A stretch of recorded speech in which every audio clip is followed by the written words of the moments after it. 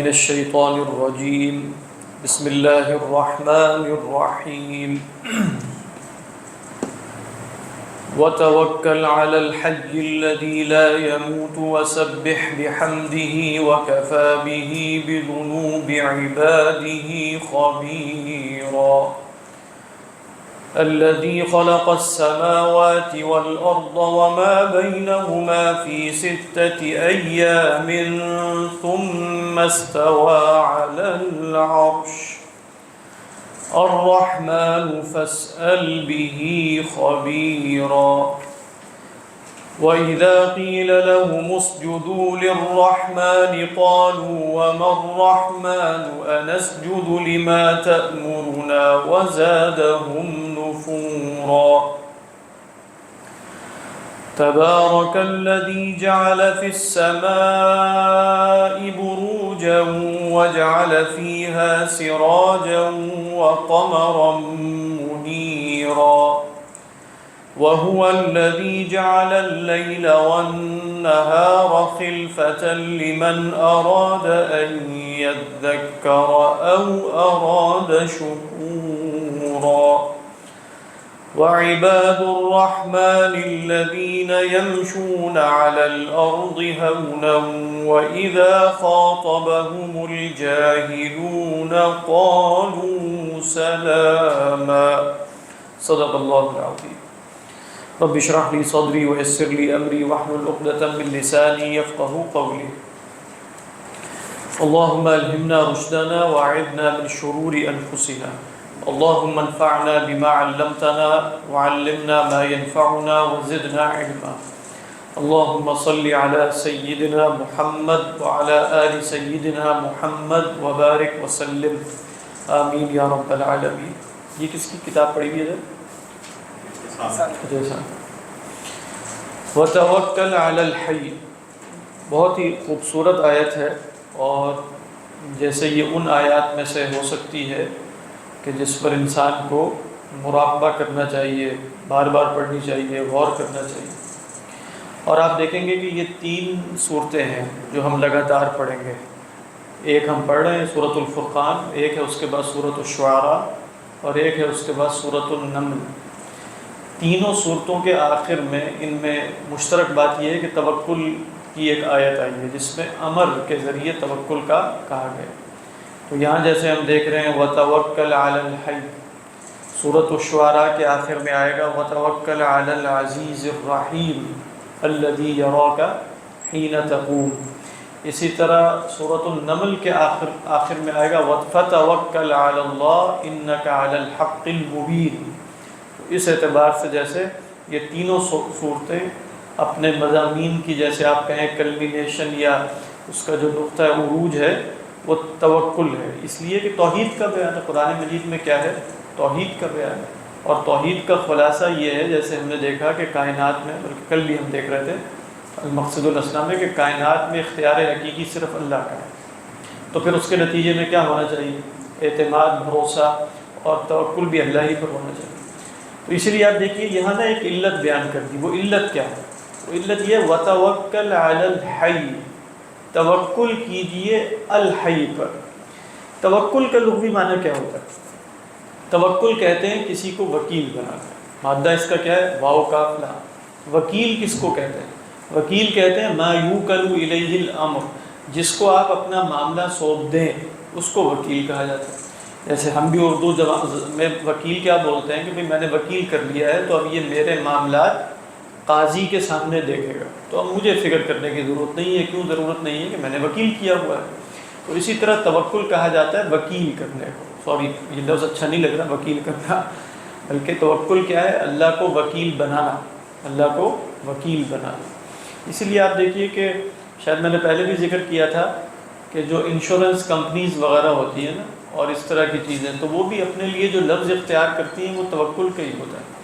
یعنی سعودیہ میں نے ایک اشتہار دیکھا، وہاں لکھا ہوا تھا، کمپنی تھی اسی طرح کوئی انشورنس کی، وکلنا وتوکل، وکلنا وتوکل، ہمیں وکیل بنائیے اور بھروسہ کیجیے، اس کے بعد آپ کو کوئی پریشانی کی ضرورت نہیں ہے، ہم آپ کے لیے کافی ہو جائیں گے. یہ سب باتیں دنیا میں بھی وہ توکل کا ہی معنی پیش کر رہے ہیں. تو یہاں بھی آپ دیکھیے کہ وتوکل لیکن مسئلہ یہ ہے، اس لیے میں کہہ رہا تھا یہ اس آیت پر انسان کو غور کرنا چاہیے، یعنی یہ مراقبے والی آیت ہے۔ وَتَوَكَّلْ عَلَى الْحَيِّ، انسان بھروسہ کرے تو بھروسہ کس پر کرے؟ بھروسہ اس پر ہونا چاہیے جو انڈیپینڈنٹ ہو، وہ خود ڈیپینڈنٹ ہو۔ یعنی اگر فقیر پر اعتماد کرے تو اس اعتماد اور بھروسے اور توکل کا تو کوئی معنی نہیں۔ میں بھی فقیر، آپ بھی فقیر، آپ نے میرے اوپر بھروسہ کر لیا۔ بھروسہ اس پر کیا جائے گا جو الغنی ہو، جس کے پاس جو کچھ ہے وہ اپنا ذاتی ہے۔ فقیر کون ہے؟ جس کے پاس جو کچھ ہے وہ اپنا ذاتی نہیں ہے، جیسے کل ہم نے المقصد الاسنیٰ میں بھی دیکھا۔ تو اب یہ کہا جا رہا ہے کہ جس نے خود مر جانا ہے، جو خود فانی ہے، یعنی میں نے آپ پر بھروسہ کیا یا فلاں بڑے سیٹھ صاحب پہ میں نے بھروسہ کیا، اگلے دن ان کا جنازہ اٹھا، سیٹھ صاحب بھی نہیں ہے، سیٹھ صاحب دنیا سے رخصت ہو، کس پر بھروسہ کیا جائے؟ تو فرمایا وَتَوَكَّلْ عَلَى الْحَيِّ، توکل کیجیے اس ہستی پر جو الحی ہے، جس کی حیات دائمی ہے۔ الحی سے مراد ہے، اور پھر بتا بھی دیا، ہو سکتا ہے آپ کہیں ہم بھی الحی ہیں، ہم زندہ تو ہم بھی ہیں۔ فرمایا الذی لا یموت، تاکہ بالکل ہی وضاحت ہو جائے، ہر قسم کا شبہ بھی نکل جائے کہ یہاں الحی سے مراد وہ ہستی ہے کہ جس پر موت طاری ہو ہی نہیں سکتی، اس پر موت طاری نہیں ہو سکتی۔ ابھی جو کل ہم معنی دیکھ رہے تھے نا المقصد الاسنیٰ میں، کہ وہ دائمی ہے، ازلی اور ابدی۔ تو ازلی اور ابدی کا مطلب کیا ہے؟ جس پر فنا لاحق نہیں ہو سکتا۔ ہم سب کیا ہے؟ پہلے فانی تھے یا بعد میں فانی ہے۔ فنا ہمیں دونوں طرف سے، اللہ کے سوا جتنی بھی مخلوقات ہیں وہ فنا میں گھری ہوئی ہیں، اللہ واحد ہستی ہے جو فنا میں نہیں گھری۔ تو توکل کس پر ہونا چاہیے؟ اللہ ہی پر ہونا چاہیے۔ اب یہ بات نظری طور پہ ہم سب کو معلوم ہے، کوئی مسلمان اس سے انکار نہیں کر سکتا کہ توکل اللہ پر نہیں ہونا چاہیے، لیکن بہرحال توکل جو ہے وہ اصل میں حال ہے، وہ دل کا اعتماد ہے، وہ اللہ کی معرفت، اللہ کا ذکر، گناہوں سے بچنے، فرائض پر عمل کرنے، تقوی کی راہ پر چلنے کے نتیجے میں اللہ ایک قلبی حال عطا فرما دیتے ہیں، اس کو توکل کہتے ہیں۔ وَتَوَكَّلْ عَلَى الْحَيِّ الَّذِي لَا يَمُوتُ، جس نے مرنا نہیں ہے۔ وَسَبِّحْ بِحَمْدِهِ، اور اچھا یہ حکم سب کس کو دیا جا رہا ہے؟ اللہ کے نبی صلی اللہ علیہ وسلم۔ اور جیسے میں نے عرض کیا تھا، سورہ فرقان ہے، اس کے بعد سورۃ الشعراء ہے، اس کے بعد سورۃ النمل، تینوں میں اللہ کے رسول ہی کو حکم ہے۔ وَتَوَكَّلْ عَلَى الْعَزِيزِ الرَّحِيمِ فَتَوَكَّلْ عَلَى اللَّهِ إِنَّكَ عَلَى الْحَقِّ الْمُبِينِ۔ اس کے بعد فرمایا وَسَبِّحْ بِحَمْدِهِ، اس کے دو معنی نیچے کیے ہیں، میں عرض کر دیتا ہوں۔ تسبیح بیان کیجئے اپنے رب کی حمد کے ساتھ۔ ایک معنی جو اکثر علماء کے ہاں ہے وہ کیا ہے؟ تسبیح اور حمد دونوں بیان کیجئے۔ با کیا ہے؟ مصاحبت کا، ملابست کا، یعنی آپ کی تسبیح اللہ کی حمد کی مصاحبت کے ساتھ ہونی چاہیے۔ تسبیح کس کو کہتے ہیں؟ اللہ کی تنزیہ کو، اور حمد کس کو کہتے ہیں؟ اللہ کے کمالات کے بیان کو۔ تو آپ جانتے ہیں علم کلام میں، عقیدے میں بھی آپ کیا پڑھتے ہیں؟ اللہ کی کچھ صفات سلبیہ ہیں، اللہ ایسا نہیں ہے، ایسا نہیں ہے، ایسا نہیں ہے، وہ کیا ہے؟ وہ تسبیح ہے۔ لیکن اگر ہم صرف نیگیشن ہی کرتے رہیں اور یہ نہ بتائیں کہ وہ کیا ہے، تو پھر بھی بات مکمل نہیں ہوتی۔ پھر بتانا پڑے گا اچھا وہ یہ نہیں ہے، یہ نہیں ہے، یہ نہیں ہے، یہ نہیں ہے، اب کیا ہے وہ؟ اس کو حمد کہتے ہیں۔ جب آپ اس کے اندر صفات آپ کہیں گے وہ العالم ہے، وہ القدیر ہے، وہ المرید ہے، وہ السمیع ہے، وہ البصیر ہے، وہ اللہ کے اسماء الحسنی جتنے بھی آپ بیان کرتے چلے جائیں، یہ کیا ہے؟ حمد ہے۔ تو تسبیح کو کس کے ساتھ جوڑا جاتا ہے قرآن مجید میں؟ مستقل حمد کے ساتھ۔ اللہ کے رسول صلی اللہ علیہ وسلم کے جتنے اذکار ہیں اس میں تسبیح حمد کے ساتھ جڑی ہوئی، سبحان اللہ و بحمدہ سبحان اللہ العظیم۔ اسی طرح آپ دیکھیے جو 4 کلمات ہیں جو قرآن ہی میں سے ہیں اور قرآن کے بعد سب سے افضل ہے، آپ نے فرمایا سبحان اللہ والحمد للہ ولا الہ الا اللہ، تو اس میں بھی سبحان اللہ کے بعد کیا ہے؟ اسی طرح نماز کے بعد اذکار ہے، تو یہ نہیں کہ صرف سبحان اللہ کی تسبیح ہے، اس کے بعد بھی الحمدللہ کی تسبیح بھی ہے 33 دفعہ۔ تو تسبیح اور حمد ایک معنی یہ ہے۔ دوسرا معنی انہوں نے یہاں بیان کیا ہے وَسَبِّحْ بِحَمْدِهِ، جیسے ہم کہتے ہیں نا، آپ سے پوچھا جائے آپ نے یہ کام کیا، آپ عربی بولتے ہیں، آپ کہیں گے بحمد اللہ، اردو میں بھی بولتے ہیں بحمد اللہ، اللہ کے فضل سے۔ تو سبح بحمدہ کا ایک مفہوم، اللہ کی تسبیح بیان کیجئے اللہ ہی کے فضل سے، اللہ ہی کی توفیق سے، اللہ ہی کی اعانت سے، اللہ ہی کی مدد سے۔ تو یہاں بحمد، لیکن پہلا معنی زیادہ قوی ہے۔ پہلا معنی کیا ہے کہ تسبیح اور حمد دونوں کو جمع کیجئے، وَسَبِّحْ بِحَمْدِهِ۔ اس کے بعد جو اگلی آیت ہے یہ بھی بہت خوبصورت ہے، آیت کا اگلا حصہ وَكَفَى بِهِ بِذُنُوبِ عِبَادِهِ خَبِيرًا۔ کفا بھی، کافی ہے اللہ، یہ جو کاف کے بعد با کا صلہ آتا ہے یہ زائدہ ہوتا ہے. کفا کا فاعل کون ہے؟ کون کافی ہے؟ کفا بھی کے ساتھ جو ہی کی ضمیر ہے وہ فاعل ہے، اور یہ با کیا ہے؟ یہ زائدہ ہے. آپ یہ بھی کہہ سکتے ہیں کفا اللہ خبیرا، کفاہ خبیرا، لیکن عموماً تاکید کے لیے یہ ایک زائدہ صلہ آتا ہے، اس کو صلہ کہتے ہیں. کفا بھی، اللہ کافی ہے. اچھا، کس حیثیت سے کافی ہے؟ وہ ہے خبیرن، یہ تمییز ہوتی ہے. ابھی بذنوب عبادی میں بتاتا ہوں. یعنی آپ کہیں گے نا کف اللہ، آپ پوچھیں گے اچھا اللہ کافی ہے کہ کس اعتبار سے؟ ناصرن، کف اللہ عالمن، کف اللہ خبیرن. جو اعتبار آ کر واضح کرتا ہے اس کو ہم تمییز کہتے ہیں نا، ایسے ہی ہے، اسی کو تمییز کہتے ہیں نا. جو کلام میں ایک سے زیادہ مختلف ابہامات میں سے ایک احتمال کو واضح کرتے ہیں، وہ تمییز ہے. اچھا، یہ جو بذنوب عبادی ہے یہ متعلق خبیر سے ہے، ٹھیک ہے. یعنی کافی ہے اللہ باخبر. کس شے سے باخبر کافی ہے؟ اپنے بندوں کے گناہوں سے. اپنے بندوں کے گناہوں سے باخبر ہونے کے لیے آپ کا رب کافی ہے، اللہ تعالیٰ کافی ہے.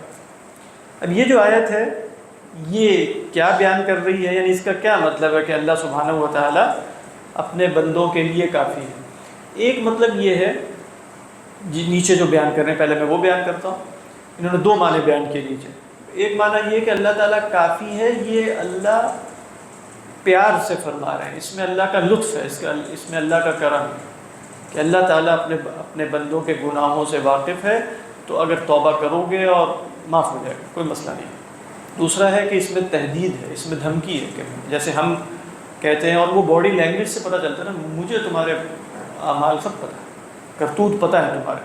تو کئی دفعہ یہی جملہ پیار بھرے لہجے میں بھی کہا جا سکتا ہے، اور یہی جملہ جو ہے وہ تہدید اور دھمکی کے پیرائے میں بھی کہا جا سکتا ہے. وَكَفَىٰ بِهِ بِذُنُوبِ عِبَادِهِ خَبِيرًا. یہ دو معنی انہوں نے یہاں بیان کیے. تیسرا معنی اور مفسرین نے بیان کیا، وہ کیا ہے؟ اے نبی صلی اللہ علیہ وسلم، اللہ تعالیٰ اپنے بندوں کے گناہوں سے باخبر ہونے کے لیے کافی ہے. آپ کا کوئی قصور نہیں ہے اگر کوئی ایمان لاتا، کوئی اگر ایمان نہیں لاتا. یہ اللہ سبحانہ و تعالیٰ کی ذمہ داری ہے، اللہ ان سے واقف ہے خوب، اللہ ان سے نبٹ لے گا، آپ پریشان نہ ہو. یہ کیوں کہا؟ یہ تیسرا معنی کیوں بیان کیا؟ اس لیے کہ خطاب کس سے ہے؟ اللہ کے نبی سے ہے نا، صلی اللہ علیہ وسلم. تو گویا اس کے اندر اللہ کے نبی کے لیے کوئی دلاسا ہونا چاہیے. اور اللہ کے نبی صلی اللہ علیہ وسلم کو مستقل فکر کس بات کی تھی؟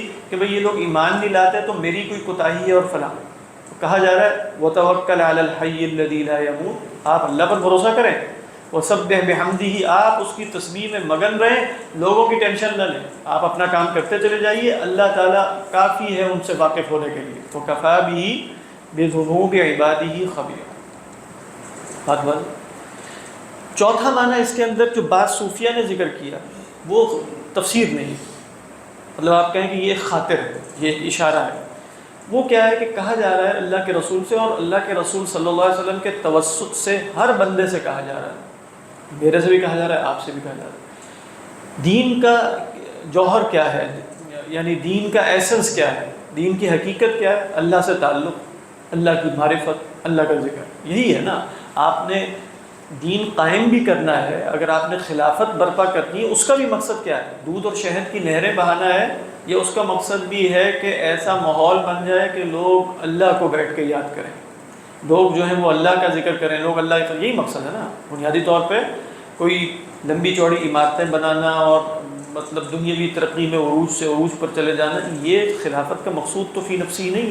کیونکہ انسان کا مقصود جب عبادت ہے تو انسان کے تمام اعمال اسی کے ممد و معاون ہوں گے. تو خلافت بھی کیوں ہے؟ عبادت ہی کے لیے. بات واضح. دیکھیے جب دین کا مقصود یہ ہے نا، تو کہا جا رہا ہے، دیکھیں ذرا غور سے سنیے گا، اللہ پر توکل کریں، یعنی اللہ کی توحید کا اعتراف کیجیے، اللہ کو پہچانیے، اللہ کا ذکر کیجیے، اللہ کی تسبیح اور ہم بیان کرتے رہیے. ہوتا یہ ہے کہ انسان، دیندار انسان کئی دفعہ نا جیسے دوسروں کی ٹینشن میں بہت زیادہ ہوتا ہے، اس کے اندر یہ گناہ ہے، اس کے اندر یہ کوتاہی ہے، اس کے اندر یہ ہے، اس کی اصلاح کرنا، یعنی پوری دنیا کی اصلاح کا بیڑے کی فکر اسے پہلے ہو جاتی ہے قبل اس کے کہ وہ دینداری کا حقیقی جوہر اور حقیقی ایسنس اپنے اندر پیدا کرے. وہ کیا ہے؟ وہ اللہ سے سچا تعلق ہے. یعنی آپ دیکھیں یہ یہ جو دو جملے ہیں، یہ اللہ سے سچے تعلق کو بیان کر رہی ہیں. وَتَوَكَّلْ عَلَى الْحَيِّ الَّذِي لَا يَمُوتُ وَسَبِّحْ بِحَمْدِهِ. تو کہا یہ جا رہا ہے کہ یہ کام کرو اللہ کی تسبیح بیان کرو حمد کے ساتھ. تسبیح اور حمد میں دو چیزیں ہوتی ہیں. جب آپ اللہ کو منزہ کریں گے نا ہر قسم کے نقص سے، تو اس کا مطلب کیا ہے؟ میں ہر قسم کا نقص رکھتا ہوں. اس کا مطلب ہے آپ تسبیح کے مقابلے میں، آپ سے مراد میں تسبیح کے مقابلے میں جو شے جانوں گا آپ اور میں جانیں گے وہ یہ ہے کہ میں ناقص ہوں، وہ ہر نقص سے ماورا ہے. اس کے بعد جب آپ حمد کریں گے تو کیا جانیں گے؟ تمام کمالات اس میں ہیں، میرے اندر تمام نقائص ہیں. تو پھر دوسروں کی ٹینشن اتنی زیادہ نہیں ہوگی نا کہ ان کے اندر کتنے نقائص پڑے ہوئے ہیں، ان کو تحقیر کی نگاہ سے دیکھنا، ان کو برا سمجھنا. برا سمجھنے سے مراد ہے حقارت کی نگاہ. یہ تو کہا جا رہا ہے اللہ سے سچا تعلق پیدا کرو. بندوں کے لیے، بندوں کے گناہوں کو جاننے کے لیے، باخبر ہونے کے لیے اللہ ہی کافی ہے. تمہیں اتنی ٹینشن لینے کی ضرورت نہیں کہ تجسس میں پڑ جاؤ اور لوگوں کی کھود کرید کرو اور جا کے دیکھو. آپ نے فرمایا نا لا تتبعوا عورات المسلمین، مسلمانوں کے جو پوشیدہ معاملات ہیں ان کی پیروی نہ کیا کرو، تجسس نہ کیا کرو، ان کے عیوب کی کھود کرید نہ کرو. ان کا کوئی ویک پوائنٹ معلوم ہو جائے فلاں، یا نہ بھی ہو تو مجھے اس کے گناہ معلوم ہو جائے تاکہ میں اس کی اصلاح کر سکوں. بھائی نہیں معلوم تو اصلاح نہ کرو نا، اس لیے کہ ضرورت نہیں ہے کہ گناہ اس کے سامنے نہیں ہے، اس نے چھپائے ہوئے ہیں. تو شاید آپ کو یہ مطلب مفہوم سمجھ میں آ رہا ہو کہ انسان کئی دفعہ نا خارج اورینٹڈ زیادہ ہو جاتا ہے. وہ اس کو مستقل ٹینشن لوگوں کی اصلاح کی زیادہ ہوتی ہے بنسبت یہ کہ وہ اپنے آپ کو دیکھے، اپنی اصلاح پہلے کرے. یہ نہیں کہ ہم اس میں امر بالمعروف اور نہی منکر کا انکار کر رہے ہیں. حد والے یہ ایک نفسیات ہے جو کئی دفعہ ایک دیندار میں میرے اندر پیدا ہو سکتی ہے. حد والے کہ لوگوں کو بس دیکھنا کہ ان سب عیوب کی نگاہ سے لوگوں کو دیکھنا. تو وہ حدیث آپ نے پڑھی ہوگی طوبیٰ لمن شغلت عیوبہ عن عیوب الناس، خوشخبری ہے اس کے لیے جس کو اس کے عیبوں نے لوگوں کے عیبوں سے جیسے غافل کر دیا. صحیح حدیث ہے. تو یہاں یہ بھی ایک مفہوم ہے لیکن تفسیر کے درجے میں نہیں ہے، یہ اشارہ ہے. یعنی وَتَوَكَّلْ عَلَى الْحَيِّ الَّذِي لَا يَمُوتُ وَسَبِّحْ بِحَمْدِهِ ہی. تو آپ پوچھیں گے یہ مخلوق کہاں گئی بیچ میں؟ تو کہا رہا ہے وَكَفَى بِهِ بِذُنُوبِ عِبَادِهِ خَبِيرًا، آپ کا رب کافی ہے، اللہ تعالیٰ کافی ہے اپنے بندوں کے گناہوں سے باخبر ہونے کے لیے. بات اس لیے کہ اصل میں یہ اس میں اللہ تعالیٰ نے یہ کہا، یعنی الفاظ کہیں یہ نہیں بتا رہے نا کہ تم لوگوں کی ٹینشن نہ لو. کہیں بتا رہے الفاظ تو صرف کیا کہہ رہے ہیں؟ اللہ پر توکل کرو، کیونکہ تفسیر کا تعلق الفاظ سے ہوتا ہے. اللہ پر توکل کرو، اللہ کی تسبیح بیان کرو، اور تیسری حقیقت یہ جانو کہ آپ کا رب باخبر ہے اپنے بندوں کے گناہوں سے. وہ تیسری رائے کیا تھی؟ ان کے اس کے اندر الفاظ میں دلالت موجود ہے. وہ کیسے؟ وہ دلالت یہ ہے کہ آپ صلی اللہ علیہ وسلم کو حکم دیا جا رہا ہے وَتَوَكَّلْ عَلَى اللَّهِ، اور اس کے بعد کہا وَسَبِّحْ بِحَمْدِ رَبِّ. اس کے بعد کہا کہ اب اللہ کے نبی کو یہ کیوں کہا جا رہا ہے کہ اللہ کے نبی جانتے نہیں ہیں یا کچھ اور کہنا مقصود ہے؟ یعنی وَكَفَى بِهِ بِذُنُوبِ عِبَادِهِ خَبِيرًا، تو آپ جانتے ہیں. اب آپ دیکھیں قرآن مجید میں نا یہ اسلوب مستقل ہے کہ لوگ آپ کو تنگ کر رہے ہیں تو ان کی ٹینشن اتنا نہ لیں، تسبیح بیان کریں. وَلَقَدْ نَعْلَمُ أَنَّكَ يَضِيقُ صَدْرُكَ بِمَا يَقُولُونَ. یہ کیا ہے؟ لوگ آپ کو تنگ کرتے ہیں، آپ کا دل بچتا ہے، تنگ ہوتا ہے ان کے کہوں کی وجہ سے. کیا کریں آپ؟ فَسَبِّحْ بِحَمْدِ رَبِّكَ وَكُن مِّنَ السَّاجِدِينَ. اسی طرح آپ دیکھیے سورۃ المزمل کیا ہے، وہ بھی یہی ہے. یعنی شروع میں کہا یا ایھا المزمل قم اللیل الا قلیلا الی آخر، اس کے بعد واصبر علی ما یقولون واہجرہم حجرا جمیلا. تو اللہ کے رسول صلی اللہ علیہ وسلم، پھر آپ دیکھیں اس صورت میں کیا تھا. صورت میں آپ نے دیکھا کہ اللہ کے رسول صلی اللہ علیہ وسلم پر اعتراضات ہو رہے ہیں. وہ کہتے ہیں کہ وقالوا ما ان الا اساطیر الاولین اکتتبها فهي تملى عليه بکرۃ واصیلا. پھر کہہ رہے ہیں ان پر یہ کیوں نہیں ہوتا، فرشتے کیوں نہیں اترتے، ان پر کنز کیوں نہیں آیا، پھر یہ کیسا رسول ہے والعیاذ باللہ کے بازاروں میں چلتے پھرتے ہیں. اور پھر استہزائیہ گفتگو کیا کر رہے ہیں، اھذا الذی بعث اللہ رسولا. ابھی ہم اس صورت تو اللہ کے نبی کو کہا جا رہا ہے آپ اللہ پر بھروسہ کریں، اللہ کی تسبیح بیان کریں، آپ ان کے اقوال کی ٹینشن نہ لیں. تو یہ سب سیاق و سباق اور خود الفاظ کے اندر اس میں اشارہ پایا جاتا ہے. اللہ اکبر.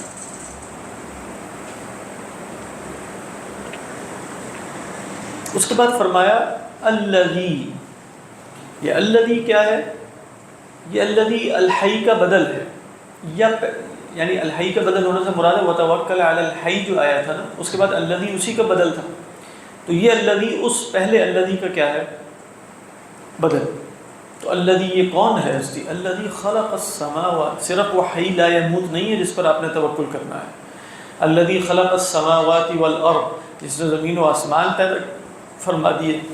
وما بینہما، اور جو کچھ ان کے درمیان ہے، جو بھی عوالم ہے. فی ستۃ ایام، 6 دنوں میں. ٹھیک ہے، تو یہاں علماء کا اتفاق ہے کہ ایام سے مراد ایامنا ہذہ نہیں، اس لیے کہ یہ ایامنا ہذہ جو ہیں 24 گھنٹے کے دن. اور آپ جانتے ہیں کہ بہت سے سیارے ایسے ہیں ہمارے ہی سولر سسٹم میں کہ جن کا دن مطلب 24 گھنٹے کا نہیں، ان کا جب وہ بڑا ہے تو وہ کسی کا 36 گھنٹے کا ہوگا، کسی کا 48 کا ہوگا، کسی کا ہو سکتا ہے 100 گھنٹے کا دن ہو. تو یہ دن تو ریلیٹیو ہے نا، یہ تو سولر سسٹم سے وجود میں آنے کے. تو عرب لوگ یوم پورے ایک زمان کو بھی کہتے تھے. ٹھیک ہے، یعنی آپ وہ کہیں گے یوم البعاث، جنگ بعاث کو کیا کہہ دیں گے؟ یوم البعاث. اب جنگ بعاث تو مہینوں چلی، یوم البعاث کا کیا مطلب ہے؟ وہ ایک دن چلی. تو اب یوم سے مراد ہے وہ پورا مرحلہ کہ جس میں جنگ ہوئی. عربوں کے ہاں کیا تھی؟ ایک حرب بسوس. بسوس ایک عورت کا نام تھا جس کی اونٹنی کو قتل کرنے کی وجہ سے ایک جنگ شروع ہوئی تھی جاہلیت میں، اور وہ سال ہر سال چلتی رہی. اس کو کیا کہتے ہیں؟ یوم البسوس. وہ بسوس کا دن جو ہے. بات واضح. تو یہاں علماء نے کہا فی ستۃ ایام سے مراد ہے فی ستۃ مراحل، 6 مرحلوں میں اللہ تعالیٰ نے یہ کائنات پیدا کی. اس کے بعد کیا کیا؟ نہیں، جیسے ہی آپ کہیں کہ کائنات مکان کی ابتدا کر دی اللہ نے، بگ بینگ وغیرہ کو تو ہمیں نہیں پتہ وہ کیا ہے، لیکن بالفرض اگر بگ بینگ لے لیں ہم، تو وہ جو ایکسپلوژن ہوا نا، اس کے بعد سے ٹائم کی ابتدا ہوئی. جیسے یہ لوگ بھی کہتے ہیں مکان نہ ہو تو ٹائم نہیں ہوتا. یعنی اگر مکان اور حرکت نہ ہو تو ٹائم متخیل نہیں ہوتا کہ ٹائم کیا مطلب ہے. تو جیسی کائنات کی ابتدا ہو گئی پہلے مرحلے سے، پہلے دن کہیں آپ، پہلا مرحلہ کہیں، ٹائم شروع ہو گیا. ٹائم تو شروع ہو گیا. لہذا ستۃ ایام میں 6 مراحل میں وقت ہے. اسی لیے علماء یہ کہتے ہیں کہ بھئی کئی دفعہ اللہ نے یہ مخلوق کو تدریج سکھائی ہے کہ کام ترتیب اور تدریج سے کیا جاتا ہے. یہ نہیں کہ اللہ تعالیٰ کائنات کو موجودہ شکل دینے میں یک بارگی قادر نہیں تھا کہ وہ اس کو ایسی شکل دے دے، وہ تو قادر ہے، لیکن اس نے تدریجاً اپنی حکمت کی وجہ سے، جو اللہ بہتر جانتا ہے، یہ کائنات تدریجاً ہے. وہ جو کن فیکون ہے اور یہ ستۃ ایام، یہ ان دونوں میں تدریج کیسے؟ دیکھو اصل میں نا ہمارا جو تصور خلق ہے، کن فیکون سے کیا مراد ہے؟ کن فیکون سے مراد ہے اللہ کا ارادہ. اذا اراد شیئا، ٹھیک ہے، انما امرہ اذا اراد شیئا ان یقول له کن فیکون. اب دیکھو کہا نا کن، جس شے کو کہا جاتا ہے کن وہ ہو جاتی ہے. اب اللہ سبحانہ و تعالیٰ نے جو تدریج کے ساتھ آپ کہیں، تدریج میں ہر وقت جو تبدیلی آ رہی ہے نا، وہ کوئی پروسیس یا قانون کے تحت نہیں، ہمارے تصور کے مطابق ہر وقت کلمہ کن ہے. کلمہ کن سے مراد ہر وقت اللہ کا ارادہ ہے کہ اب یہ ہوگا، اب یہ ہوگا. تو جو اللہ کا ارادہ اس وقت ہو رہا ہے وہ اسی وقت ہو رہا ہے. سمجھ میں آ رہی ہے کہ نہیں یہ بات؟ یعنی مثال کے طور پہ یہ جو میز ہے، یہ بیک وقت بھی اللہ ارادے سے وجود میں لا سکتے ہیں، بات ہے.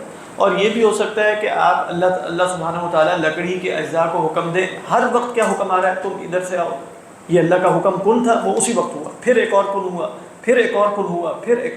یہ ہے، اس کو کہتے ہیں خلق متسلسل. اللہ مستقل تخلیق کر رہا ہو. تو اس میں جو کن کا مراد ہے نا، وہ اتنا جتنی اللہ کی مراد ہوتی ہے وہ اتنا ہی ہوتا ہے. تو تدریج ہمارے سامنے کیسے بن جاتی ہے؟ ہم پورے پروسیس کو دیکھتے ہیں تو ہم سمجھتے ہیں یہ ایک کن کا نتیجہ ہے، ایک ارادے کا نتیجہ. ایسا نہیں ہو. ایسا نہیں آ رہی بات؟ اگر اس کو سمجھنے کی کوشش کرو تو بڑی زبردست بات ہے. ہمارے ہاں خلق جس کو آپ کہتے ہیں نا، ایک یعنی کنٹینیوس کریشن. یہ نہیں ہے کہ اللہ تعالیٰ نے قانون بنایا ہے. یہ ہم پہلے بھی کئی دفعہ کر چکے ہیں. ہمارا عقیدہ یہ نہیں ہے کہ قانون کے تحت، قانون کوئی شے نہیں ہوتی. قانون فلسفیانہ مینٹل کنسٹرکٹ ہے، اس کے سوا کچھ بھی نہیں ہوتا، ذہنی تصور ہے. جو چیز ہو رہی ہوتی ہے نا، ہم اس کے پیٹرنز کو دیکھ کر ایک کلیہ اخذ کر کے اسے قانون کا نام دیتے. تو ہمارا پھر خیال کیا ہو جاتا ہے کہ قانون سے ہو رہا ہے. قانون سے کچھ نہیں ہوتا، وہ تو بس رہا ہوتا ہے خارج میں، اللہ ہی کرتا ہے. تو ہمارا تصور یہ ہے کہ ہر ایونٹ اللہ کے ارادے اور ڈائریکٹ مشیت سے ہوتا ہے. قانون جس کو ہم قانون کہتے ہیں نا، بلائنڈ واچ میکر والا، یہ ریچرڈ اپنا کہتے ہیں جو فوت ہو گئے، نہیں اسٹیفن ہاکنگ. تو واچ میکر جو ہے وہ واچ بنا لیتا ہے نا، اس کے بعد واچ اس سے انڈیپینڈنٹ ہوتی ہے، قانون کے تحت چل رہی ہوتی ہے، وہ مستغنی ہوتی ہے. کائنات اور اللہ میں تعلق اس طرح کا نہیں ہے کہ اللہ نے لگے ولے قوانین کے تحت کائنات کو جاری فرما دیے تو اب وہ نعوذ باللہ کہیں اور ہے، مشغول ہے، تو وہ جب کوئی انٹرونشن کرنی ہو، کوئی تبدیلی کرنی ہو، کوئی معجزہ برپا کرنا ہو تو کہتے ہیں میں آ جاتا ہوں. ایسا کچھ، یہ بہت نائیو قسم کا، اناڑی قسم کا، سپرفیشل، سطحی سی ایک بات ہے. اللہ کا تعلق قیومیت کا ہے. اللہ پوری کیونکہ یہ کائنات بلائنڈ واچ میکر، جہاں سے واچ میکر آئے گا وہ اس میں سے کسی جز کا خالق بھی نہیں ہوگا، عدم سے. اللہ اس کائنات کا عدم سے خالق ہے، تو یہ عدم سے وجود میں آئی ہے. یہ ہر آن ڈیپینڈنٹ ہے، مفتقر ہے، اس میں ہر آن اللہ ہی کرتا ہے، اللہ ہی. جیسے ہم کل دیکھ رہے تھے مؤثر حقیقی اور خالق حقیقی صرف اللہ ہی. یہ تصور اہل سنت کا رہا ہے مستقل، وہ اس طرح کے قوانین اور اس طرح کی چیزوں کو نہیں مانتے. یہ تو اب ہم سائنس وائنس سے بہت زیادہ جب متاثر ہو گئے تو اب ہم ہر چیز کو ایسے ہی دیکھ رہے ہیں کہ ایک کائنات چل رہی ہے اور وہ قوانین ہے، قانون کو توڑنا ہو تو پھر اللہ تعالیٰ کی ضرورت پیش آتی ہے، وغیرہ ضرورت پیش. عجیب سی بات ہے، اس میں تو ایک استغنائی کیفیت ہے کائنات کے اندر. آج کل تو ایسے ہی پائے جاتے ہیں، آج کل تو ایسے ہی پائے جاتے ہیں. نہیں، آپ کسی بھی عام آدمی سے بات کریں یا خاص سے بھی بات کریں، وہ یہی کہے گا کہ اس میں کیا مسئلہ ہے، قانون اللہ نے بنا دیے ہیں، اس کے مطابق کائنات چل رہی ہے، تو جب ضرورت پڑتی ہے تو اللہ تعالیٰ کو انٹروین کرتے ہیں. یہ تو سب کا تصور یہی چل رہا ہے. یہ تصور ہو گیا اور اتنا پھیل گیا، اور شاید پھیلنے کی ایک وجہ یہ بھی تھی کہ وہ جب مطلب جب مغرب ہمارے پاس آیا اور وہ سائنس کا جو ایک روب ہم پر قائم ہوا، تو ہم نے مطلب کوئی تدبیر تو کرنی تھی نا، تو کچھ لوگوں نے تو پھر انکار ہی کرنا شروع کر دیا معجزات وغیرہ کا. اور فزیکل لاس تو سب کے ہاں اس زمانے میں حتمی ہی ہوا کرتے تھے. تو جو دیندار تھے انہوں نے انکار تو نہیں کرنا معجزات کا، تو انہوں نے پھر کہا کہ ہاں نہیں، یہ فزیکل لاس بڑے زبردست ہیں، اسی کے مطابق کائنات چل رہی ہے اور یہ حتمی ہی ہوتے ہیں، لیکن خدا کے مقابلے میں حتمی نہیں ہے. خدا جب چاہتا ہے وہ انٹروین کرتا ہے اور ان قوانین کو کیا کرتا ہے، تھوڑی دیر کے لیے عمل سے روک دیتا ہے. تو آگ نہیں جلا رہی ہوتی، پھر اس کے بعد پھر شروع ہو جاتی ہے جلانا. یہ ایک تصور ہے. یہ اسی لیے ہم مطلب کہا جاتا ہے کہ علم کلام یا عقیدہ یا اس طرح کے پڑھنا بہت ضروری ہے تاکہ معلوم ہو کہ یہ کیا تھا. جی نہیں، سر سید احمد خان وغیرہ تو میں تو کہہ رہا ہوں سر سید احمد خان اور اس طرح کے لوگوں کے مقابلے میں جو ایک اسلامک ورژن آف سائنس پیدا ہوا نا، اس کے یہ ہے. آپ جانتے ہیں اس زمانے میں جو جس فزکس کا غلبہ تھا اس میں بھی جیسے بتایا یہ جا رہا تھا کہ ان قوانین کے ٹوٹنے کا احتمال ہوتا ہی کوئی نہیں، تو اس میں اب سب پریشان ہیں. تو ہمیں تو اس وقت بھی جو لوگ اپنے علوم میں گرفت رکھتے تھے نا زبردست قسم کی، اور کوئی متاثر نہیں تھے، انہوں نے اس زمانے میں بھی مطلب جیسے شیخ الاسلام مصطفیٰ صبری موقف العقل والنقل، مطلب وہ اس زمانے میں بھی وہی راگ الاپتے رہے جو بہت پرانا تھا، اور دلائل کے ساتھ الاپتے رہے. ایسا نہیں کہ وہ ایسے ہی بولتے چلے گئے. جی فرمائیے. شاید ہمارا تو ایسے ہی ہوتا ہے کہ جیسے ہم اس کو لا کہہ رہے ہیں، اللہ تعالیٰ کی سنت کہہ رہے ہیں، کچھ پراپرٹیز ہیں ہم کو دیکھتے ہیں، اس کے مطابق اپنی لائف زندگی گزار رہے ہیں، اس کے مطابق ساری چیزیں بنا رہے ہیں، اس کے ساتھ یوز کر رہے ہیں. اب ہم اس کو سنت کہتے ہیں یا قانون کہتے ہیں، اس میں کیا فرق ہے؟ ہاں، اصل میں فرق یہ ہے کہ قانون کا مطلب یہ ہوتا ہے کہ چیزوں کے اندر کچھ خاصیتیں پیدا ہو گئی ہیں جس کے تحت یہ سب کچھ ہو رہا ہے. جیسے آپ نے ابھی کہا کہ چیزوں کے اندر پراپرٹیز ہیں، یعنی آپ کا پیناڈول ایک خاص قسم کے سالٹ سے بنی، اس سالٹ کے اندر یہ خاصیت موجود ہے کہ وہ فیور کو ڈاؤن کرتا ہے. سالٹ کے اندر یہ خاصیت، اب سالٹ کے اندر جب آپ نے خاصیت ثابت کر دی ہے نا، تو اب جس نے یہ خاصیت اس کے اندر رکھ دی ہے، جب تک وہ نکالتا نہیں ہے اب یہ خاصیت اس کی محتاج نہیں ہوتی. آپ کہیں گے کہ اس کے بغیر تو پھر آپ اپنی زندگی کو کیسے مینیج کر سکیں گے، سائنس کیسے آگے بڑھے گی، ترقی کیسے ہوگی، وغیرہ وغیرہ. دیکھیں سب کچھ اسی طرح ہی ہوگا. عقیدے اور نظر کی سطح پہ ہم اس کو کیسے دیکھیں گے؟ پیناڈول کی مثال کو ہم کہیں گے پیناڈول کے اندر کوئی خاصیت نہیں ہے. اچھا، پھر یہ جو ہمیں نظر آتا ہے کہ یہ سالٹ یہ کام کرتا ہے، یہ والا سالٹ، یہ کوئی بھی دوائی، یہ سالٹ بی پی کو ڈاؤن کرتا ہے، وہ کرتا ہے، اس کا کیا مطلب ہے؟ ہم کیسے دیکھتے ہیں اللہ کی عادت اور سنت یہ. اچھا عادت اور سنت کا مطلب کیا ہوتا ہے؟ ہر وقت کر اللہ ہی رہا ہوتا ہے. ڈائریکٹ کریشن ہے جو قانون یا خاصیت کے ذریعے ہوتی ہے نا, یہ بال واسطہ ہے کہ بلا واسطہ ہے؟ بال واسطہ. یعنی اللہ نے وہ خاصیت رکھ دی, اب یہ کر رہی ہے.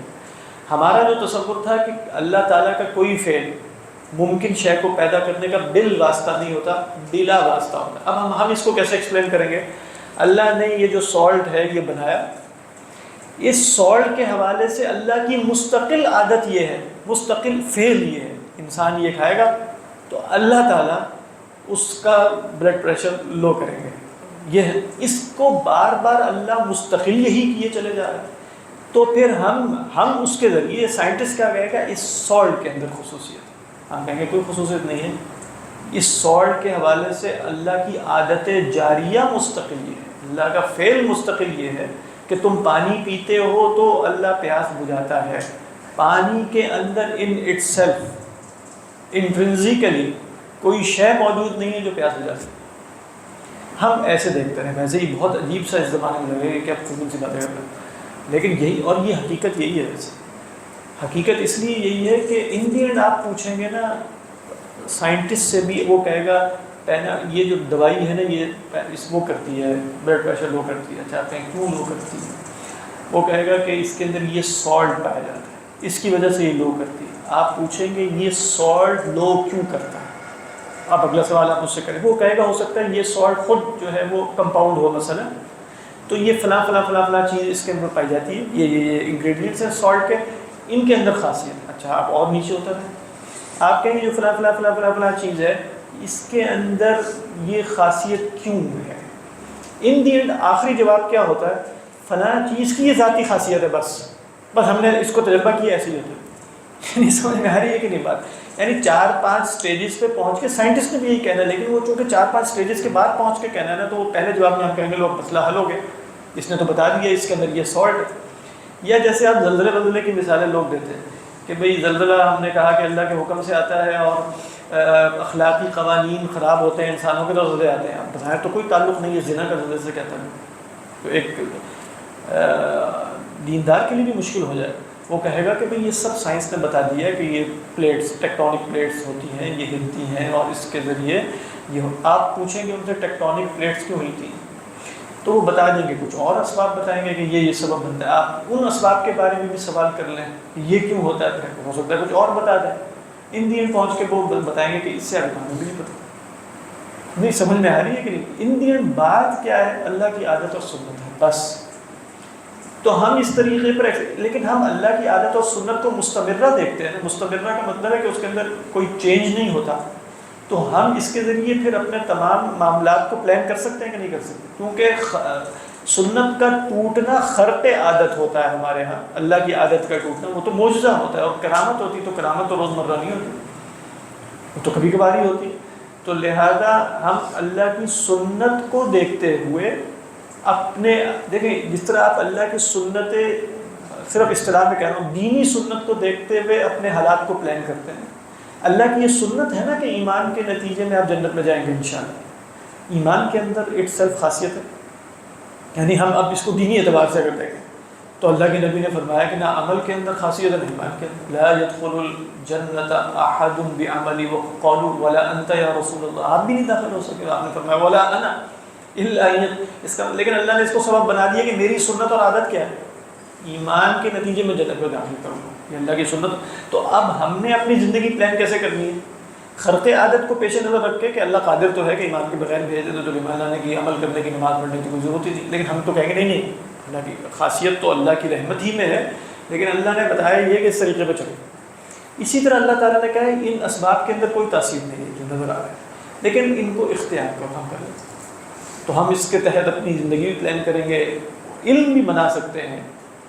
سیدھی سی ایسا تو نہیں ہوگا کہ آپ کھانا پکانے کے لیے ہر وقت جو ہے اس سے پہلے 2 رکعت نفل نماز پڑھیں کہ بھئی اب میں کھانا پکانے لگا ہوں, ایسا نہ ہو کہ میں چولہا آن کروں تو وہ آگ ٹھنڈی ہو جائے تو کھانا ہی نہ پک سکے تو گرم ہی رکھنا. نہیں, اس لیے کہ اللہ کی مستقل عادت ہے کہ یہ ایسے ہی ہوگا. لہذا کسی کے ذہن میں بھی نہیں آئے گا کہ میں کھانا پکانے لگا ہوں تو دیکھ لوں کہ آگ پر ہاتھ لگا کے ٹھنڈی ہے کہ گرم ہے, سب کہیں گے گرم ہی ہے. اس طریقے پر علوم بھی چلیں گے, اسی لیے وہ جو مشہور ہے نا کچھ لبرلس وغیرہ کہ امام غزالی نے سائنس کی بےخنی کر دی ہے، وہ اسی بنیاد پہ کہتے ہیں یہ تصور کی وجہ سے تو سائنس چلی نہیں سکتی، اس کی ہم کہتے ہیں ویسے چل سکتی، ایسا کوئی بڑا مسئلہ نہیں ہے، چل سکتی۔ اللہ اعلم۔ توکل کا بھی یہی مطلب ہوتا ہے۔ ان دی اینڈ آپ دیکھیں اللہ اگر بالواسطہ کرتا ہے اور چیزوں میں خاصیتیں رکھنے کے بعد وہ انڈیپینڈنٹ، مطلب توکل کا ایلیمنٹ کم ہو جائے گا، اللہ سے تعلق کا ایلیمنٹ کم ہو جائے گا۔ توکل کا مطلب یہ ہے کہ سبب کے اندر تاثیر ہی نہیں ہے، تبھی اللہ پر توکل ہوتا ہے، کسی میں کوئی تاثیر نہیں، کسی شے میں۔ سبب سے مراد ہے اللہ کے سوا کائنات میں کوئی ایسا نہیں ہے جس کے اندر کوئی اپنی ذاتی تاثیر موجود ہو۔ اللہ اعلم۔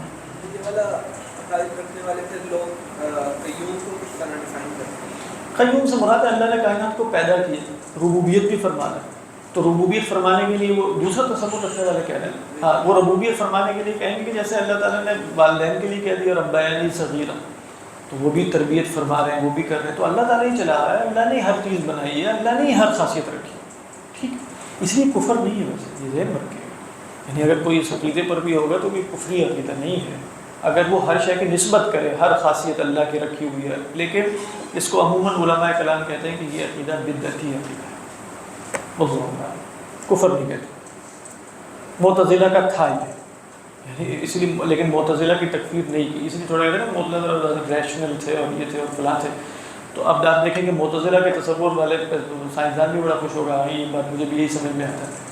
تو معتزلہ یہی کہتے تھے کہ چیزوں کے اندر اپنی ذاتی انٹرنزک خاصیت ہوتی ہے اگرچہ وہ خلق الہی کے نتیجے، جیسے آپ دیکھیں معتزلہ کا آپ کو پورا تصور سمجھ میں آ جائے گا، وہ انسان کو اس کے اعمال کا خالق بھی مانتے تھے نا، اب وہ کیوں مان رہے ہیں؟ وہ کہتے ہیں اللہ ہی نے انسان کے اندر ایک ایسی قدرت رکھی ہے، اللہ نے رکھی ہے، خود اس کی نہیں ہے، اللہ نے رکھی ہے، جس کی بنا پر وہ اپنے اعمال خود تخلیق کر سکتا ہے آدمی سے، بالواسطہ مان رہے ہیں۔ یہاں بھی انسان کے اندر بھی انہوں نے ایک خصوصیت مانی جس کی بنا پر وہ اب ہے اپنے اعمال تخلیق کرنے میں انڈیپینڈنٹ۔ اہل سنت نے کہا نہیں ہم نہیں مانتے، ہم نہیں مانتے۔ تو معتزلہ کا تصور دینی اعتبار سے آپ دیکھیں یہ سب آپس میں مربوط ہی ہوتے ہیں، جیسے اہل سنت یہ بتا رہے ہیں نا، معتزلہ کیا کہیں گے جو ایمان اور عمل صالح لاتا ہے کرتا ہے نا، وہ اپنا عمل کرتا ہے نا، سمجھ میں آ رہی ہے؟ ذرا غور سے دیکھیے گا، اس کا ایمان اور اس کا عمل اپنی تخلیق ہے کہ نہیں، اس کا ایمان اور عمل اپنی تخلیق، لہٰذا اس کے نتیجے میں اللہ پر واجب ہے، یہ اللہ پر وجوب کے الفاظ بولتے ہیں کہ وہ تو جنت میں داخل کریں گے، سمجھ میں آ رہی ہے کہ نہیں؟ ہمارے ہاں جب میرا ایمان اور عمل بھی اللہ ہی کی تخلیق ہے تو اللہ ہی اللہ ہے نا، پھر اللہ پر کیسے واجب ہو گیا کہ وہ مجھے اس ایمان کے نتیجے میں جنت میں بھیجے لازماً، جو ایمان خود اللہ کا خلق ہے۔ تو وہ پورا سسٹم آپ دیکھ رہے ہیں کہ وہ مربوط نظر آ رہا ہے معتزلہ کا اور اہل سنت کا اپنا۔ واللہ اعلم۔ سر آپ اگر کوئی زندگی میں کوئی ایسا ایک کام ہر کی عادت کو بنیاد بنا کے کر سکتے ہیں، جیسے کوئی جہاد تک ایسا نہیں کر سکتے۔ یہاں تک کہ علماء نے کہا خرق عادت کی دعا مانگنا بھی اچھا نہیں، یعنی مثال کے طور پہ آپ کہیں کہ اے اللہ میرے پاس پیسے نہیں ہے، میں نے عمرے پہ جانا ہے، تو اے اللہ تو قادر ہے کہ میں ادھر آنکھ بند کروں تو ادھر پہنچا دے، مطلب قادر ہے اللہ اس پر، یہ بالکل ممکن الوجود ہے، یا میرے کوئی پر لگ جائیں، یا میں خالی جو ہے نا وہ پاسپورٹ جو ایکسپائرڈ اور ٹکٹ کے بغیر وہاں چلتا چلا جاؤں اور یہ آیت پڑھ رہا ہوں وَجَعَلْنَا مِن بَيْنِ أَيْدِيهِمْ سَدًّا وَمِنْ خَلْفِهِمْ سَدًّا فَأَغْشَيْنَاهُمْ فَهُمْ لَا يُبْصِرُونَ، تو سب وہ اسٹیمپیں بھی لگتی چلی جائیں اور میں اندر پہنچ جاؤں، تو قادر تو ہے، لیکن یہ شخص جب جائے گا تو وہ پہنچ جائے گا اندر، لیکن وہ اندر ویٹنگ ہال میں نہیں بلکہ جیل میں پہنچے گا۔ تو کہا کہ یہ دعا اچھی نہیں ہے، یعنی یہ دعا کہ اے اللہ مجھے عمرے پہ پہنچا دے اڑا کے، میرے پر لگ جائے۔ ہاں پھر کیا دعا کریں؟ اب آپ کے پاس اسباب نہیں ہے، آپ یہ دعا کریں اللہ مجھے عمرے پہ لے جا، کوئی سبب پیدا فرما، بالکل صحیح دعا ہے، خرق عادت کی دعا نہیں کریں گے آپ، سمجھ میں آ رہی ہے کہ؟ اچھا پھر علماء نے کہا کہ خرق عادت کی دعا بعض موقعوں پر جائز بھی ہو سکتی ہے، جب آپ پر اللہ نے جو حکم شرعی کے اعتبار سے اسباب حاصل کرنا فرض کیے تھے وہ آپ نے کر لی ہے، یہ سمجھ میں آ رہی ہے؟ یعنی مثال کے طور پہ آپ نے ٹکٹ بھی خریدی، آپ نے پاسپورٹ پہ ویزا بھی لگوا لیا، سب کچھ ہے، وہاں پہنچ کے خام خواہ کا جو بھی آفیسر ہے امیگریشن کے جو بھی اس نے وہ ایسے رفڑ ڈالا رکھا۔ اب اس موقع پہ آپ اللہ سے دعا کریں کہ اللہ اس کے دل کو بالکل پھیر دے یہاں سے، کوئی اس طرح کی دعا ہے کوئی بالکل جائز ہے، اس لیے کہ اب آپ اسباب سارے اختیار کر چکے ہیں۔ اسی طرح مسلمان میدان جنگ میں ہے، مارکا ہے، وہ پوری اپنی بیسٹ ایفرٹ پٹ کیے چلے جا رہے ہیں اور وہ لڑ رہے ہیں اور انہوں نے اسباب اختیار کیے ہوئے، اب وہ اللہ سے دعا کرتے ہیں کہ اللہ فرشتوں کے ذریعے بھی ہماری، بالکل اچھی بات ہے، لیکن بالفرض وہ گھر میں بیٹھے ہوں، ریسٹورنٹ میں کھانا کھا رہے ہوں اور کھانا کھاتے ہوئے غزہ کی تصویریں دیکھ رہے ہوں اور اے اللہ ان پر جو ہے وہ آسمان سے پتہ نہیں کیا، اہل غزہ بنی اسرائیل پہ، یہ بے معنی سی دعا ہے اگر آپ کیا مطلب، تم نے تو کچھ کبھی کیا نہیں اور تم یہاں بیٹھ کے کھانا کھا رہے ہو آرام سے اور تصویریں دے رہے ہو، کھانے میں کوئی فرق بھی نہیں پڑ رہا سارا کچھ دیکھ کے، اور لذت بھی اتنی ہی آئی چلی جا رہی ہے، اور ساتھ دعا چل رہی ہے کہ اللہ جو ہے وہ انہیں بحر اسود میں ڈبو دے اسرائیل کو، عجیب سا ہے، یہ تو مذاق سا لگتا ہے۔ تو خرق عادت کی دعا بھی کی جا سکتی ہے، لیکن وہ اپنے اوپر جو اللہ نے ذمہ داری اور حکم شرعی ڈالا ہے وہ پوری کرنے کے بعد، یہ اس میں خالی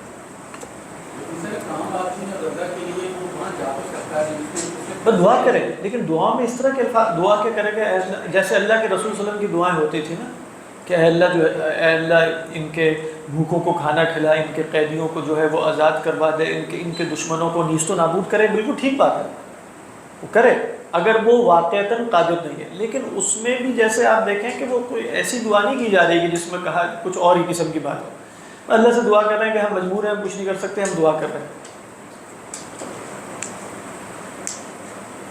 واللہ، وہ جو قرآن کی آیت ہے نا، ادعوا ربکم تضرعا وخیفۃ، نہیں تضرعا وخفیہ ولا تعتدوا، آیا اس کے بعد انہ لا يحب المعتدین، ایک سورہ اعراف میں۔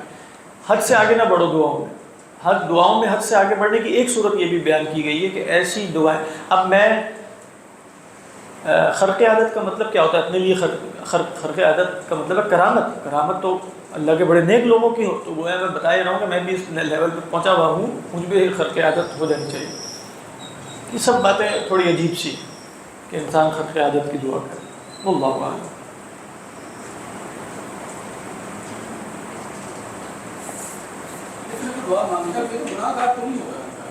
میں یہ نہیں کہہ رہا کہ وہ گناہ گار ہوگا، لیکن مطلب بے معنی سی بات لگتی ہے، عجیب سا لگتا ہے، مطلب آپ خود ہی سوچے کہ عجیب سا نہیں۔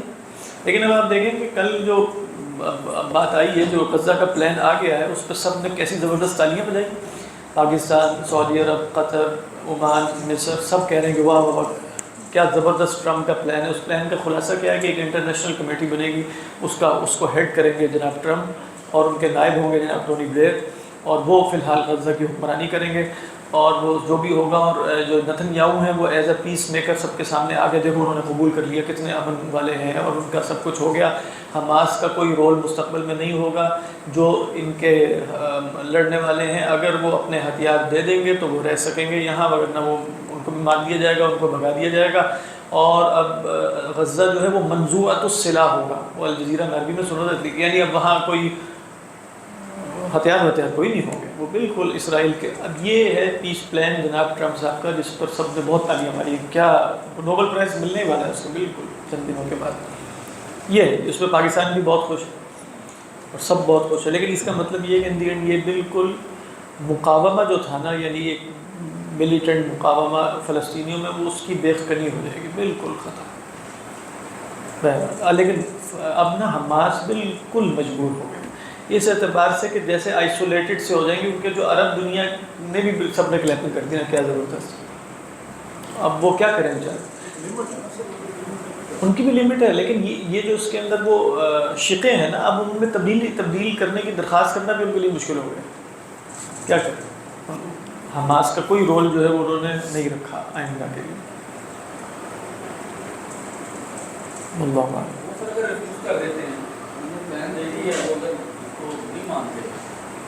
وہی ہوتا رہے گا جو ہو رہا، ان دی اینڈ کب تک ہوگا خود ہی سوچ لینا۔ وہ وہاں کے لوگوں کی جو پریشانی ہے اور تکلیفیں ہیں وہ مطلب بہت ہی بڑھتی چلی جا رہی ہیں، اور وہ اتنی شدت، تو وہ یہاں تک کہ پھر حماس کے خلاف ہو سکتا ہے لوگوں میں نفرت پیدا ہو، وہاں کے لوگ کہیں گے کہ بھئی بہت ہو گیا، اب آپ اسرائیل کو فتح کرنے سے فی الحال تو رہے، کہ آپ نے کیا کرنا ہے، اب آپ چھوڑ، اب آپ جائیں اور ہمیں رہنے دیں، تو لوگ یہ کہیں گے، ایسے ہی ہوگا نا۔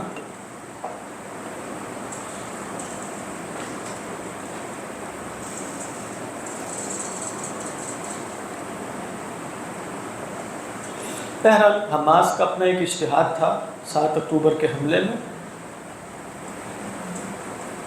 وہ اب اس کے نتائج لیکن بہرحال ہو سکتا ہے اللہ تعالیٰ کوئی خیر نکال دے، جیسے پوری دنیا میں وہ فلسطین کی اعترافات بھی شروع ہوئے ہیں اور یہ بھی ہے، پناہ بھی ہے، اور بہرحال ٹرمپ صاحب نے اس پلان میں یہ بھی مطلب صحافیوں کو بتا رہا تھا وہ کہ اس کی گارنٹی ہے کہ جو ویسٹ بینک ہے وہ اسرائیل کے قبضے میں نہیں جائے گا، میں اسرائیل کو الاؤ نہیں کروں گا کہ وہ ویسٹ بینک کو جو ہے وہ انیکس کریں، یہ بھی فرما رہے ہیں وہ ساتھ ساتھ، اللہ عالم۔ لیکن یہ سب دھوکے باز لوگ ہیں، ویسے آپ کو معلوم ہی ہے اس طرح کے لوگوں کے اقوال پر کوئی اعتماد نہیں کیا جا سکتا۔ اگر حماس نہیں مانتا تو ہاں وہ دھمکی وہ یہ اسی طرح کی دھمکیاں دیتا ہے نا کہ بہت برا سلوک ہوگا، یہ ہو جائے گا، وہ ہو جائے گا۔ لیکن بہرحال حماس نے بھی بہت ہی زبردست آپ کہیں مقاومت کا مظاہرہ کیا 2 سالوں میں۔ میرا نہیں خیال تھا کہ 2 سال کے بعد بھی حماس سے مذاکرات کر کے ہی ڈیٹینیز نکالیں گے نا، اب یہ سوچیں خود، اتنا سا تو غزہ ہے وہ مار دھاڑ کر کے ہر جگہ کے، پھر بھی انڈین مذاکرات کے نتیجے میں ہی نکلیں گے نا، تو مطلب وہ لمحے نے ان کو بڑی وہ دی ہوئی ہے ایک خاص کہ انہوں نے ہمت نہیں ہاری اور ابھی تک لڑتے رہے، اور ابھی کل کافی بڑی کارروائی کی ہے انہوں نے، اس میں کافی فوجی مارے گئے اسرائیل، ابھی تک کارروائی کر رہے ہیں۔ اعوذ باللہ من الشیطان الرجیم، تو فرمایا کہ ثم استوى علی العرش، یعنی اللہ وہ ہے جس نے زمین و آسمان کو اور جو کچھ ان کے درمیان ہے 6 دنوں میں، ترجمہ ہم دن ہی کریں گے لیکن بس سمجھ لیں گے، جیسے ہم بھی دن بھی کئی دفعہ بولتے ہیں۔ ثم استوى علی العرش، پھر وہ عرش پر مستوی ہوا، تو استوى علی جو ہے اپنے اکثر لغوی مفہوم میں استقرار کے لیے آتا ہے۔ استقرار کا کیا مطلب ہوتا ہے؟ کسی شے کا دوسری شے پر قرار پکڑنا، کسی شے کا، جیسے قرآن مجید میں کیا آیا کہ اللہ تعالیٰ فرماتے ہیں جب تو یہ جو دابہ ہے جن پہ تم سواری کرتے ہو، وہاں کیا اذا استویتم علیہ، اذا استویتم علیہ، علی کے سلے کا، جب اس پر تم اچھی طرح قرار پکڑ لو، بیٹھ چکو، تو کیا کہو؟ تقولوا سبحان الذی سخر لنا هذا وما كنا له مقرنین۔ تو استواء علی کا مطلب کیا ہے لغت میں؟ قرار، لغت میں اکثر معنی، یعنی کہ 100% نہیں ہے، قرار الجسم علی الجسم، قرار الجسم علی الجسم، یہ معنی چونکہ اللہ سبحانہ و تعالیٰ کے لائق نہیں ہے کہ قرار الجسم علی الجسم، تو کیا عربوں کے یہاں اس کے کچھ مجازی معنی بھی تھے استواء علی العرش؟ سلف کا طریقہ کیا ہے کہ ہم کہیں گے کہ استواء علی العرش کا جو ظاہری جسمانی معنی ہے وہ تو اللہ کے حق میں مراد نہیں، تنزیہ کریں گے اس سے اللہ کی۔ اچھا اس سے کیا معنی مراد ہے؟ پھر وہ کہتے ہیں اللہ بہتر جانتا ہے، اللہ بہتر جانتا ہے۔ نفوض المعنی الی اللہ، اللہ کی طرف معنی کی تفویض کریں گے، یہ سلف کا طریقہ تھا۔ جو خلف کا طریقہ ہے بعد میں آنے والوں کا، وہ تھا کہ تعویل بھی جائز ہے۔ سلف یہ نہیں کہہ رہے کہ تعویل جائز نہیں ہے، سلف کہہ رہے ہیں ہمارا طریقہ یہ، لیکن اگر بالفرض شبہات پھیل جائیں اور تجسیم پھیل جائے، لوگ اللہ کو جسم سمجھنا شروع کر دیں، تو کیا تعویل بھی کی جا سکتی ہے؟ لغت کے اعتبار سے کہتے ہیں تعویل بھی کی جا سکتی ہے، تو خلف نے کیا کی؟ تعویل۔ لیکن ہم جیسے لوگوں کے لیے، چاہے سلف ہوں یا خلف، یعنی عوام الناس کے لیے تعویل کو اچھا نہیں سمجھا جاتا، کہتے ہیں تم بس تفویض پر رہو۔ تفویض کیا ہے؟ تم یہ مانو کہ اللہ تعالیٰ لیس کمثلہ شیء، اس کے مانند کوئی بھی نہیں ہے، وہ زمان اور مکان میں نہیں ہے، نہ مکانی ہے نہ زمانی ہے، ماورا ہے، اور اس استواء علی العرش کا جو حقیقی معنی ہے وہ اللہ ہی کو معلوم، بس چھٹی، اس کے بعد آگے نکل گئے۔ خلف کہتے ہیں بتایا بھی جا سکتا ہے۔ خلف نے کیا معنی بتایا؟ صرف اب جو ہم یہ نہیں کہہ رہے، ہم خود تعویل نہیں کریں گے، ہم عوام الناس بہت سے معنی بتائے۔ انہوں نے کہا استواء علی کا ایک معنی غلبہ بھی ہوتا ہے۔ دیکھیں ایک تصور ہے آج کل بھی اور پہلے بھی رہا کہ بھئی خدا نے کائنات تو بنائی ہے، ابھی عجیب بات ہے کہ جو ابھی ہم سوچ رہے تھے، بات کر رہے تھے، اسی اعتبار سے علماء نے تعویل کی ہے۔ وہ کیا ہے؟ ایک تصور یہ ہے کہ ڈیسٹک گاڈ ہے، اللہ نے کائنات بنائی ہے لیکن وہ کائنات سے متعلق نہیں ہے، اس نے کائنات کو لگے بدے قوانین کے تحت بنا کر چھوڑ دیا ہے، بس وہ چل رہی ہے، وہ اپنے کام میں ہے، وہ رسول وغیرہ بھی نہیں بھیجتا، اس کو مخلوق سے کوئی دلچسپی نہیں ہے۔ سمجھ میں آ رہی ہے کہ یہ کیا تصور ہے؟ یہ ایک ڈیسٹک یا ڈیزم کا تصور ہے۔ اچھا یہ کیا کہتے ہیں ثم استوى علی العرش کا مطلب ہے کہ اس نے کائنات بنائی اور اس وقت بھی وہ عرش پر براجمان ہے. عرش پر براجمان ہونے کا کیا مجازی معنی آپ کے ذہن میں آتا ہے؟ سلطنت اور حکومت اس وقت بھی وہی کر رہا ہے. اس لیے آپ دیکھیں قرآن مجید میں جہاں بھی یہ استوى علی العرش آتا ہے نا اس کے بعد یا رحمان ہے یعنی یہ سارا کچھ رحمان کی وجہ سے. اس میں کیا فرمایا طٰہٰ پچھلی ہم نے طٰہٰ ما انزلنا علیک القرآن لتشقیٰ اس میں کیا ہے الرحمن علی العرش استوى. یا پھر اگر استوى علی العرش کے بعد فوری بات کیا آئے گا اللہ کی تدبیر. استوى علی العرش یدبر الامر سورہ رعد میں. اسی طرح فرمایا یغشی اللیل النہار یطلبہ حثیثا والشمس والقمر سورہ اعراف میں والنجوم مسخرات بامری. ایسا نہیں ہے کہ اللہ نے کائنات وہ ابھی بھی تھامے ہوئے ہیں حکمرانی اور تدبیر امر وہی کر رہا ہے اسی کا بندہ اس وقت. استوى علی العرش کی تعبیر خلف کے ہیں یہ نہیں ہے کہ اس نے چھوڑ دیا ہے اس کائنات کو. نہیں وہ اس کائنات پر حکمران ہے غالب ہے مدبر ہے قیوم ہے. ربوبیت بھی وہی فرما رہا ہے تدبیر امر بھی وہی کر رہا ہے. عرش پر وہی بیٹھا ہوا ہے ٹھیک ہے. لیکن اب ہم بول رہے ہیں نا عرش پر بیٹھا ہوا ہے لیکن ہمیں اب پتہ ہے یہاں بیٹھنے سے مراد بیٹھنا نہیں ہے ٹھیک ہے. اس وقت آپ کہیں کہ بھئی جیسے ہم مجازی گفتگو نہیں کرتے یعنی آپ کہیں اس وقت کرسی پر جو ہے وہ اسٹیبلشمنٹ موجود ہے بالفعل تو آپ کو یہ کہیں جا کر کوئی کرسی تلاش کرنے کی ضرورت نہیں ہوگی کہ کون سی کرسی ہے اسلام آباد میں جس پہ وہ بیٹھے ہوئے. مراد یہ ہے کہ ملک کی باغ دوڑ ان کے ہاتھ میں. ایسا ہی ہے آپ کہیں ملک جو ہے وہ ان اسٹیبلشمنٹ کے ہاتھ میں. اب آپ اس کے بعد جا کے تلاش کریں گے کہ وہ ہاتھ کدھر ہے جو آسمان سے یوں کر کے لٹکا ہوا ہے اور اس نے وہ پکڑا ہوا ہے پورے پاکستان کو اور یہ ان کا ہاتھ ہے. آپ کہیں گے جو یہ کام کرے گا جا کے آپ اس کو بیوقوفی کہیں گے آپ نے تو ہاتھ بولا ہے. ہاتھ کا حقیقی معنی تو ہاتھ ہی ہوتا ہے مجھے تو ہاتھ دکھاؤ. ہم کہیں گے بھی ہاتھ سے مراد ہے قبضہ ہے قدرت. ایسا ہی ہے نا. تو ہم بھی یہی کہیں گے بھی اس وقت ملک کی کرسی پر کون بیٹھا ہوا. ہو سکتا ہے وہ بیٹھے نہ ہو اس وقت سو رہے ہیں کیا پتہ لیکن ہم یہی کہیں گے کہ نہیں اس وقت میں وہی بیٹھے ہیں وغیرہ وغیرہ. تو ثم استوى علی العرش لیکن جو میں نے بتا دیا کہ تفویض ہی ہمیں ذہن میں رکھنی چاہیے. الرحمن فاسأل به خبیرا. ایک یہ نیچے ہم دیکھ لیں گے کہ رحمان جو ہے وہ خبر بھی ہو سکتا ہے اور یہ بھی ہو سکتا ہے کہ استوا میں جو ہوا کی ضمیر ہے اس کا بدل ہو. میں بتا دوں گا الرحمن وہ کون ہے پھر وہ تدبیر امر رحمانیت کی بنیاد پہ کر رہے ہیں اور رحمان ہے. فاسأل به خبیرا تو اس کے بارے میں کسی باخبر سے پوچھیے.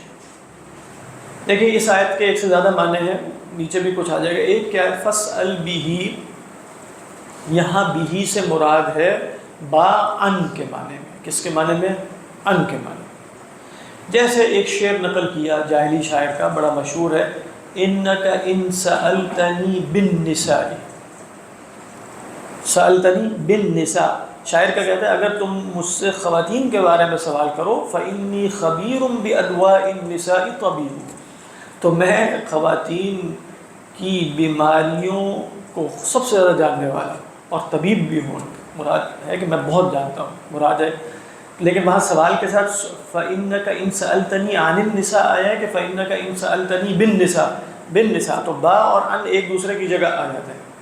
تو یہاں پھر کیا ہے فاسأل عنہ. فاسأل به سے کیا مراد ہے فاسأل عنہ اللہ کے بارے میں پوچھو. کس سے پوچھو خبیرن کسی باخبر سے پوچھو. ایک معنی یہ. دوسرا معنی یہ عنہ میں ہو کی ضمیر رحمان کی طرف نہیں جا رہی. پیچھے ہم فصل پہلے اس میں کہاں لے کے جا رہے ہیں بھی کی ضمیر رحمان کی طرف لے کے جا رہے ہیں. تمہیں رحمان کا نہیں پتا تو باخبر سے پوچھ لو. وہ باخبر پرانی کتابوں والے بھی ہو سکتے ہیں وہ جبرائیل بھی ہو سکتے ہیں کوئی بھی علماء نے کہا. دوسرا یہ کہ جو پیچھے باتیں آئی ہیں نا کہ اللہ کون ہے الذی خلق السماوات والارض وما بینہما فی ستۃ ایام ثم استوى علی العرش ان امور کے بارے میں کسی باخبر سے پوچھ لیجیے. نبی صلی اللہ علیہ وسلم آپ کو پوچھنے کا حکم کیوں دیا جا رہا ہے؟ آپ کے واسطے سے ہمیں جو اس وقت شک کرنے والے جیسے فرمایا نا کہ ان کنت فی شک مما انزلنا الیک فاسأل الذین یقرؤون من قبلک. اگر آپ کو اے نبی شک ہے تو آپ اللہ کے نبی کو تو نہیں ہے مراد ہے اے مخاطبین تمہیں ہے تو پرانے علماء سے پوچھ. تو فاسأل به میں ہی کی ضمیر ان امور کی طرف جاتی. تیسرا کیا ہے فاسأل به میں با صلے کا ہے اصل میں ہے فاسألہ. سمجھ میں آئی ہے کہ نہیں؟ صلے کا مطلب ہے ذائقہ کہ اللہ سے پوچھ لو. خبیرن ہو کی ضمیر کا حال ہے، جب اس سے پوچھو گے تو اسے باخبر پاؤ گے. سمجھ میں آ رہی ہے کہ نہیں؟ تیسری بات سمجھ میں آئی؟ فاسأل به ای فاسأل اللہ خبیرا، اللہ سے پوچھ لو، اللہ ہی باخبر ہے. اللہ سے پوچھو گے تو اللہ کو باخبر پاؤ. یہ ہے یہ 3 معنی احسان احمد جو ادھر بیان کیے گئے ہیں. اب پڑھ لیں نیچے سے. وَتَوَكَّلْ عَلَى الْحَيِّ الَّذِي لَا يَمُوتُ. قرأ هذه الآية بعض السلف هذه الآية بعض السلف، بعض سلف نے یہ آیت پڑھی تو کیا کہا؟ فقال لا ينبغي لذي عقل أن يثق بعدها بمخلوق فإنه يموت. کسی عقل والے کے لیے یہ روا نہیں ہے کہ اس آیت کے بعد کسی مخلوق پر اعتماد کرے، کیونکہ مخلوق مر جائے گی. مخلوق کیا ہے؟ فانی. وسبح بحمدہ، ای قل یہ کہیے سبحان اللہ وبحمدہ. والتسبیح کیا ہے؟ التنزیہ عن کل ما لا یلیق بہ، ہر وہ شے جو اللہ کے لائق نہیں ہے اس سے اللہ کی تسبیح بیان کرنا، تنزیہ بیان کرنا. ومعنی بحمدہ، کہتے ہیں ایک معنی بحمدہ کا یہ ہو سکتا ہے ای بحمدہ اقول ذلک، میں اللہ کی تسبیح اللہ کے فضل سے کر رہا ہوں بحمدہ. سمجھ میں آ رہی ہے؟ وَيَحْتَمِلْ، اب دوسرا معنی کیا ہے جو زیادہ قوی ہے؟ ان یکون المعنی سبحہ متلبسا بحمدہ فہو امر بان یجمع بین التسبیح والحمد، کہ وہ اللہ کی تسبیح کریں اللہ کی حمد کے ساتھ متلبس ہو کے، مصاحبت اختیار کر کے. یعنی امر یہ ہے کہ تسبیح اور حمد دونوں کو جمع کریں، تسبیح بھی کریں اور حمد بھی کریں. اس کے بعد کیا فرمایا؟ وَكَفَى بِهِ بِذُنُوبِ عِبَادِهِ خَبِيرًا.